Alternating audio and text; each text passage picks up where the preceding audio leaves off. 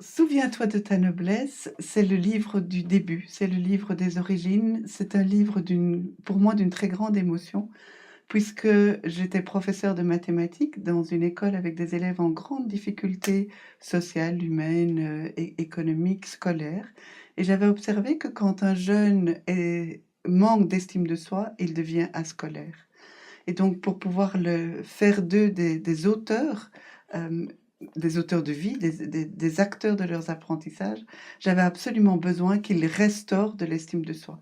Et donc, je me suis mise en recherche et j'ai retrouvé cette pratique millénaire et universelle de l'auto-louange que j'ai exhumée des limbes de l'oubli avec mes élèves. Alors évidemment, au début, j'ai eu beaucoup d'opposition, mais petit à petit, ils sont rentrés dans une écriture absolument suave. Je vais me permettre de donner juste deux, trois exemples de phrases qu'ils ont écrites. Si on peut les entendre à partir d'une vie blessée, d'une vie qui est parfois du quart-monde, et que ces élèves-là écrivent: «Je suis une idée qui germe dans la tête d'un génie». Les portes s'ouvrent et on pourra faire d'eux des auteurs en mathématiques.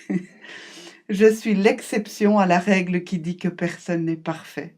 À entendre ce genre de phrase, je me suis dit: «Mais je tiens des pépites, je vais acheter la concession».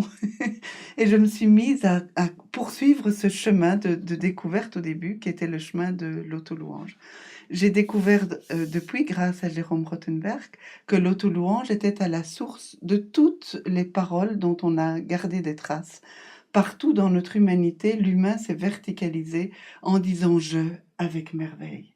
Et ce livre, Souviens-toi de ta noblesse, retrace le parcours que j'ai mis en place avec mes élèves pour exhumer cette parole et les restituer dans leur dignité. Le titre Souviens-toi de ta noblesse nous vient de Saint Bernard de Clairvaux.